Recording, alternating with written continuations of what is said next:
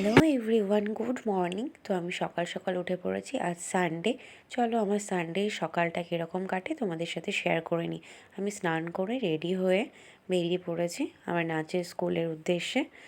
আমার নাচের ক্লাস হলো রানাঘাট। তো আমি এখন রানাঘাট যাবো বলে রেডি হয়ে বেরিয়ে পড়েছি। আর মা একটু ভিডিওটা করে দিচ্ছিলো পেছন থেকে। তারপরে আমি হাঁটতে পড়েছি। হাঁটতে হাঁটতে পার হয়ে গেছে।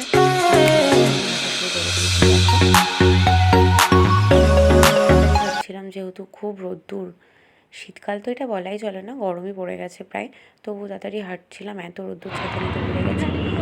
হাঁটতে হাঁটতে একটা বোন জিজ্ঞাসা করলো, দিদি কোথায় যাচ্ছ?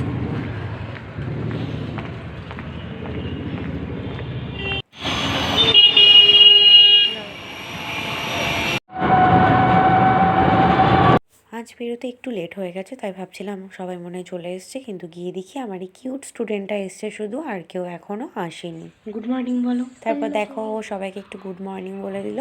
কি সুন্দর দুটো ছুটি, কি সুন্দর লাগছে, কিউট না? তারপরে আমার নাচের বাকি স্টুডেন্টরা চলে এসছে। দেখো আমি তাল করাতে শুরু করে দিলাম। ধিন ধিন ধা ধা, ধিন ধিন ধা না। এই হলো আমার সানডে সকালের গল্প। দেখা হবে আবার নেক্সট ভিডিওতে।